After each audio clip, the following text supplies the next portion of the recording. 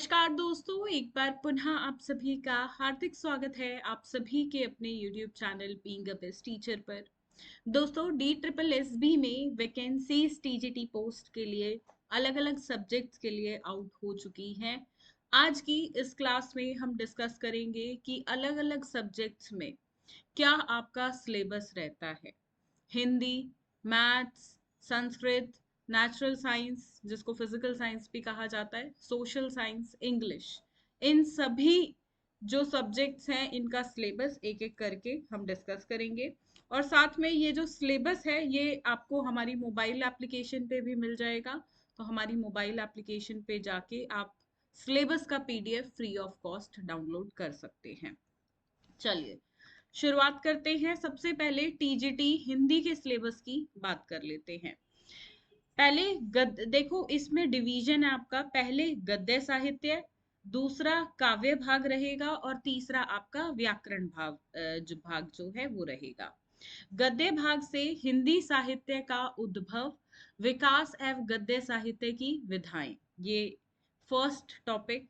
उपन्यास पर आधारित प्रश्न, कहानी पर आधारित प्रश्न, नाटक एकांकी पर आधारित प्रश्न, निबंध, जो एक निबंध देंगे उस पे आधारित प्रश्न पूछे जाएंगे। अच्छा, इजी स्कोरिंग ये होता है। फिर यात्रा वृतांत पर आधारित प्रश्न, संस्मरण रेखा चित्र पर आधारित प्रश्न, ये भी काफी इजी है। आत्मकथा जीवनी पर आधारित प्रश्न, इसमें काफी कुछ आपको पढ़ना पड़ेगा। फिर है रिपोर्टर्स पर आधारित प्रश्न। तो ये साहित्य यानी कि गद्य पाठ जो है इसमें आपको एक्सट्रीम मेहनत करनी पड़ेगी, डिटेल्ड आते हैं। और प्लस आप एक बार PYQs देखोगे ना तब आपको समझ आएगा कि एक्चुअल में पढ़ना कहाँ से है। NCERT टेक्स्ट बुक करे बिना अगर आप सोच रहे हो इस एग्जाम को क्लियर कर लोगे तो मेरे दोस्त नहीं कर पाओगे। NCERT टेक्स्ट बुक कौन सी क्लासेस की? TGT लेवल का एग्जाम है तो क्लास 6, 7 और 8 की तो पढ़नी पड़ेगी, साथ में 9th की भी पढ़ लेना, क्योंकि वहां से भी थोड़ा एक हॉट्स लेवल के जो क्वेश्चन होते हैं ना, हाई ऑर्डर थिंकिंग वाले, तो वो भी डाल देते हैं। तो 9th की भी कवर कर लेना, 6, 7, 8 तो करनी ही करनी है। आगे काव्य भाग पे जाते हैं तो हिंदी काव्य का विकास, आदिकालीन काव्य पर प्रश्न, भक्तिकालीन काव्य पर प्रश्न, फिर रीतिकालीन काव्य पर प्रश्न, आधुनिक कालीन काव्य पर प्रश्न। और उसके बाद यहाँ पे भारतेंदु युग, आपका जो अलग अलग युग हैं उन पे कविता वाले आपके प्रश्न आएंगे। इस पे जितने आप PYQs प्रैक्टिस करोगे ना उतने ज्यादा फिनिशिंग, उतनी ज्यादा प्रैक्टिस, उतनी ज्यादा नॉलेज सब आपको होता जाएगा। आगे व्याकरण की बात करें तो व्याकरण टोटली NCERT से आती है। हिंदी भाषा का विकास, इसकी उपभाषाएं एवं बोलियां, देवनागरी लिपि एवं उसका विकास, वर्ण विचार जिसमें उच्चारण, वर्तनी एवं संधि ये रहेगा। फिर शब्द विचार और शब्द रचना। अब देखो, ये जो प्राय, विलोम, अनेकार्थी, त्रुटि, सम, भिन्नार्थक शब्द, ये सब है। इसके लिए सिर्फ 6, 7, 8 नहीं देखना है, इसके लिए प्राइमरी टेक्स्ट बुक भी दिखना 1 to 5 वाली, स्पेशली 3rd, 4th और 5th की, क्योंकि वहां से बेस बनता है। और वो क्वेश्चंस ये वाले विलोम शब्द जो 3rd, 4th, 5th क्लास में वो भी पूछे जाते हैं। ठीक है, तभी वही वर्ड जो है, ये वाले शब्द जो होंगे वही तो इस्तेमाल हो रहे होंगे 6ठी, 7वीं, 8वीं में, तो वो भी आ जाएंगे। तो पढ़ना बेसिक से पढ़ेगा आपको। फिर है विकारी शब्द और अविकारी शब्द, वाक्य रचना, अलंकार, शब्द शक्ति, मुहावरे एवं लोकोक्तियां और अपठित गद्यांश व पद्यांश। इसके बाद संविधान में हिंदी की स्थिति, संपर्क भाषा हिंदी, प्रयोजन मूलक हिंदी, फिर आपका कार्यालय हिंदी, मानक हिंदी, इस प्रकार से रहेगा। ये 1 पेज का सिलेबस है, पर ये कवर ना करने में ना 1 दिन में ना 1 महीने में, इसको कवर करने में आपको 2-3 महीने लगेंगे अगर अच्छे से कवर करते हो और वो भी रोज आप अपनी पढ़ाई कर रहे हो तो ये है आपका हिंदी का सिलेबस फॉर TGT हिंदी। आगे बढ़ते हैं, अब मैथमेटिक्स में क्या क्या पढ़ना है वो देख लेते हैं। टीजीटी मैथमेटिक्स के लिए अगेन मैं बोलूंगी कौन सी बुक्स, एनसीईआरटी, ठीक है, कौन सी क्लास की, क्लास 6th 7th और 8th, ठीक है। और अगर टाइम बचे तो थोड़ा बहुत 9th का देख लेना, वरना जरूरत नहीं पड़ेगी, 6th 7th 8th इनफ है। एक चीज बता दूं, चाहे हिंदी मैथ्स या और किसी सब्जेक्ट का आप पेपर दे रहे हो, हमारे पास नोट्स मिल जाएंगे D triple S B K, आपको notes D triple S B K available हैं, जिसमें आपका कॉमन पार्ट जो 100 मार्क्स का है वो भी रहेगा, और आप जिस सब्जेक्ट का पेपर दे रहे हो उस सब्जेक्ट के जो 100 मार्क्स की तैयारी आप करोगे, दोनों कॉमन पार्ट और सब्जेक्ट दोनों के पेपर के आपको नोट्स हमारे पास से मिल जाएंगे। तो अगर आप एनसीईआरटी को डिटेल में नहीं पढ़ सकते हो तो आप नोट्स का चुनाव करो, ऑलरेडी नोट्स फ्रेम्ड हैं, सिर्फ वहां से आपको याद करना है, कुछ खुद से बनाने का झंझट नहीं होगा। एक मार्कर लिया आपने, हाइलाइटर लिया और उससे अपना मार्क करते चले जाओ, बस।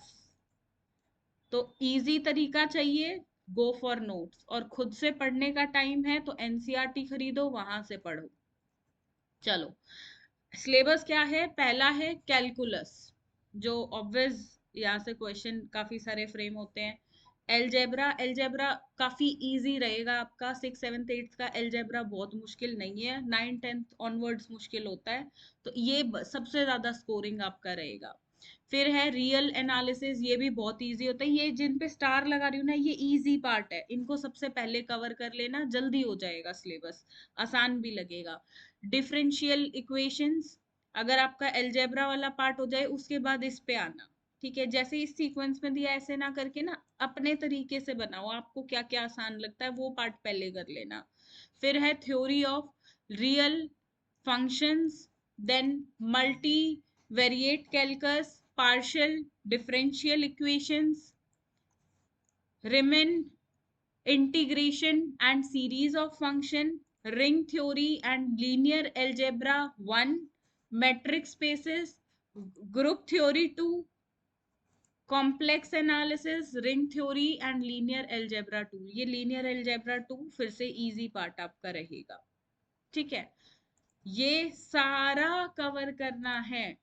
अगर ऑलरेडी मैथ्स को बेसिक मतलब पढ़ रहे हो या पढ़ा रहे हो कहीं पे, तो बहुत आसान होगा, स्पेशली उन स्टूडेंट्स के लिए जो ट्यूशंस ले रहे हैं, तो आप प्रैक्टिस में रहते हो, फॉर्मूला वगैरह याद रहते हैं, स्टेप्स याद रहते हैं, तो आपको सिर्फ रिवीजन करनी है। और जो स्टूडेंट्स बिल्कुल प्रैक्टिस में ही नहीं है, अपना ना पढ़ा रहे हैं अभी किसी स्कूल में, ना किसी इंस्टीट्यूट में, ना ट्यूशंस, उनको अच्छे से रिवाइज करना पड़ेगा।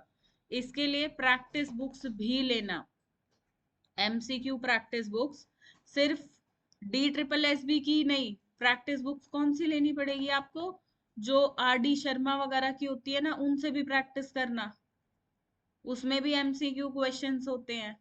या 6th 7th 8th के लिए ही स्पेशल एमसीक्यू बुक्स भी अवेलेबल है, वो ये जब थ्योरी आपकी कवर हो जाए उसके बाद डी ट्रिपल एस बी की जो बुक्स होती है ना, उनके क्वेश्चन से प्रैक्टिस करना। या पहले जो नोट्स हैं हमारे, आप उससे पहले थ्योरी कवर करो और फिर डायरेक्टली जाके क्वेश्चंस प्रैक्टिस करना, ये स्ट्रैटेजी आपको रखनी पड़ेगी। नेक्स्ट आते हैं टीजीटी संस्कृत पे। संस्कृत के नोट्स हमारे पास नहीं होते हैं, सिर्फ कॉमन पार्ट आपको मिल जाएगा, और संस्कृत की पेडागोजी हम साथ में प्रोवाइड कराते हैं। 100 मार्क्स का जो कॉमन सिलेबस है वो, और आपकी पेडागोजी संस्कृत की, ये हम आपको प्रोवाइड कराएंगे। कंटेंट वाइज आपको ज्यादा कुछ नहीं मिल पाएगा, संस्कृत के हमारे पास सेलेक्टिव ही मटेरियल होता है। सिलेबस आप यहाँ से देखो क्या है, टोटल 8 पेज का सिलेबस है, ये आपको हमारी मोबाइल एप्लीकेशन पे मिल जाएगा। मोबाइल एप्लीकेशन को डाउनलोड करो और वहां से पीडीएफ जो है आप डाउनलोड कर लेना, संस्कृत के सभी छात्र, ठीक है। ये इसी तरीके से इन्होंने अपलोड भी किया हुआ है। ये आपकी पेडागोजी पार्ट आ गया, ठीक है। तो यही पेडागोजी पार्ट हम आपको प्रोवाइड करा देंगे, ठीक है। चलो आगे बढ़ते हैं। अब है नेचुरल साइंस, जिसे फिजिकल साइंस भी बोलते हैं। तो यहाँ पे जो टीजीटी का सिलेबस है, पहले इफेक्ट ऑफ करंट पढ़ना, फिर बता रही हूँ 6th 7th 8th की टेक्स्ट बुक, साथ में 3rd 4th 5th की टेक्स्ट बुक। एनसीईआरटी घोट के पी लेनी है, इतनी डिटेल में क्वेश्चन आते हैं। टाइम बच जाए तो 9th और 10th का भी सिलेबस करना पड़ेगा, क्योंकि थोड़े से हाई लेवल क्वेश्चन पूछता है हर साल। इसके बाद light, sources of energy, motion, force and Newton's law, then gravitation, work energy and power। इसके बाद flotation, sound, matter, nature and behavior, states of matter, then structure of atom। इसके अंदर topics देख रहे हो, ये आसान नहीं है, इसमें लर्निंग पार्ट भी है, अंडरस्टैंडिंग पार्ट भी है। Periodic classification of elements, chemical substances, chemical reactions, metal and non-metals, then carbon compounds, conservation of natural resources, man-made material, life processes, control and coordination. इसमें 7 पेजेस का सिलेबस है ये। Reproduction, heredity and evolution, the human eye and colourful world, natural resources, tissues, diversity of living organism, why do we fall ill. Then natural resources आ जाएंगे आपके, are environment. इसके अंदर काफी सारे टॉपिक्स मिल जाएंगे आपको ऑलरेडी। ये पार्ट इजी भी है, बहुत ज्यादा मुश्किल नहीं है। इसमें आप देख रहे हो बहुत जूलॉजी बायोलॉजी आपका काफी पार्ट इसके अंदर कवर्ड रहेगा। तो जिनको लग रहा है ना आसान है, तो ये आसान नहीं है। सबसे डिफिकल्ट मैं बोलूँ यही वाला सब्जेक्ट है। और हमारे पास जो नोट्स है ना, सबसे ज्यादा बल्कि नोट्स इसी सब्जेक्ट के हैं, और सबसे ज्यादा महंगे नोट्स भी इसी सब्जेक्ट के हैं, क्योंकि इसमें इतना कुछ पढ़ने के लिए है। अब आते हैं सोशल साइंस पे, इसके बाद फिर इंग्लिश करेंगे। सोशल साइंस टीजीटी पोस्ट के लिए आपको obviously history, economics, pol science और आपका ज्योग्राफी चारों कवर करने पड़ेंगे। हिस्ट्री में अगेन वही आपको 6th 7th 8th की टेक्स्ट बुक्स लेनी है। ये कर लेते हो, ये इतना इनफ है, ठीक है।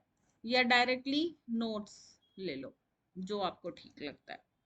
हिस्ट्री में ये सारा आपका सिलेबस रहा, पढ़ना पड़ेगा, लर्निंग पार्ट बहुत ज्यादा है। फिर ज्योग्राफी आ गया। अभी जो स्टूडेंट्स पेडागोजी सब्जेक्ट सिर्फ हिस्ट्री लेके बैठे थे, ज्योग्राफी लेके बैठे थे अपनी बीएड में, उनको सबसे ज्यादा दिक्कत होगी। अगर आप ट्यूशंस वगैरह नहीं पढ़ा रहे हो तो दिक्कत होगी। मैं हमेशा स्टूडेंट्स को एक चीज रेकमेंड करती हूँ, ट्यूशंस पढ़ाओ, अपनी प्रैक्टिस मत छोड़ो। प्रैक्टिस छोड़ दोगे तो फिर ये सब भूल भी जाओगे। सिलेबस आप देख रहे हो कितना वास्ट है, ये छोटा मोटा सिलेबस नहीं है, ये बहुत वास्ट सिलेबस है। ये टोटल 5 पेजेस का सिलेबस है ऑफ सोशल साइंस। ये अब आपका सिविक्स पार्ट आ गया, ठीक है। तो ये सारा आपका हो गया इसमें कवर, ठीक है। चलो, next is TGT English. 3 page का सिलेबस है। Paper titles you can see here. ये देखने में एक एक टॉपिक लग रहे होंगे, इनके अंदर पढ़ने वाला अपने आप ही इनके सब टॉपिक्स बहुत ज्यादा हैं। तो इट विल बी रिक्वायर्ड कि आप एक अच्छा खासा टाइम डिवोट करके करो, और फिर उसके बाद पेडागोजी आपकी आ जाती है, ठीक है। पेडागोजी के नोट्स आपको सभी सब्जेक्ट्स के मिल जाएंगे, चाहे संस्कृत भी ले लो, और बाकी सब सब्जेक्ट्स के कंटेंट प्लस पेडागोजी दोनों है, और प्लस कॉमन पार्ट भी है। किट आएगी प्रॉपर, अच्छी खासी किट है, जिसको कवर करने में 2 महीने आपको आराम से लगेंगे। तो मिनिमम 2 महीने, ठीक है, 2 मंथ्स मिनिमम। और मैक्सिमम की मैं बात करूं तो 6 मंथ्स। अगर 6 महीने दे रहे हो तो रोज अपना 2 से 4 घंटे की स्टडी आपको रिक्वायर्ड होगी। और 2 मंथ में कंप्लीट करना चाहते हो तो दिन में आपको 5 to 6 आवर्स की स्टडी रिक्वायर्ड होगी, तभी जाके आपका सिलेबस कवर हो पाएगा। अगर आप सोच रहे हो 1 महीने में कर लूंगा, DSSB को हलवा समझ रहे हो कि बनाया खाया, तो भैया ये हलवा नहीं है। इसमें बच्चे ऑलरेडी वैकेंसी आने से पहले सालों से प्रिपरेशन कर रहे हैं। पर डरने की बात नहीं है, डरा नहीं रही हूँ। कुछ बच्चे ऐसे भी हैं जो 2-2 3-3 महीने की प्रिपरेशन में क्लियर कर लेते हैं एग्जाम को। तो टाइम है आपके पास, अपना यूटिलाइज करो। और आज से ही, ये नहीं कि हफ्ते भर बाद शुरू करूंगा, चलो दिवाली चली जाए उसके बाद शुरू करूंगा, ये फेस्टिवल चला जाए, इसकी शादी हो जाए, मम्मी ठीक हो जाए, पापा बीमार हैं वो ठीक हो जाए, नहीं जी। पढ़ाई के लिए कल नहीं, आज ही देखना है और आज से ही प्रिपरेशन शुरू करनी है, तभी जाके हो पाएगा। अगर सीरियस हो गवर्नमेंट जॉब के लिए तो इसी के लिए हो, और आज से ही, इसी मिनट इसी पल से हो। अदरवाइज आप सिर्फ फॉर्मेलिटी के लिए एग्जाम दोगे, आप सीरियस नहीं हो। बहुत अच्छी अपॉर्चुनिटी, बहुत अच्छी पोस्ट आपका इंतजार कर रही है आगे। आप अपने भविष्य के बारे में सोचिए। Go for notes. मैं अगेन एंड अगेन बोलूंगी, मेरे नोट्स जो मैंने प्रिपेयर किए, मैं पिछले 4 साल में नोट्स नहीं लेकर आई, मेरे से स्टूडेंट्स मांगते रहे, पर हमारी प्रिपरेशन चल रही थी बेस्ट नोट्स की। हम अब नोट्स लेकर आए हैं आपके लिए, क्योंकि क्या रिक्वायरमेंट थी स्टूडेंट्स की वही समझने में साल भर लग गया था। फिर प्रिपेयर किया, एरर्स निकले, उनको ठीक किया। 4 साल में, 4 साल तो नहीं बोलूंगी, पर हाँ, 3 पौने 3 साल में नोट्स प्रिपेयर हुए। तो जो क्वालिटी हम आपके लिए लेकर आए हैं वो ऐसी है, आपको 2 महीने की तैयारी में भी जीरो से हीरो बना देगी। बट इस बीच पढ़ो, ट्यूशन एक आधे बच्चे को पढ़ाना शुरू कर दो, और अपना डेली बेसिस पे एजुकेशन को देना ही देना। ठीक है, चलिए, होप आपको समझ आया होगा एंड ये सेशन आपके लिए हेल्पफुल रहा होगा। बाकी सिलेबस के PDF डाउनलोड कर लीजिएगा हमारी मोबाइल एप्लीकेशन से। धन्यवाद, जय हिंद।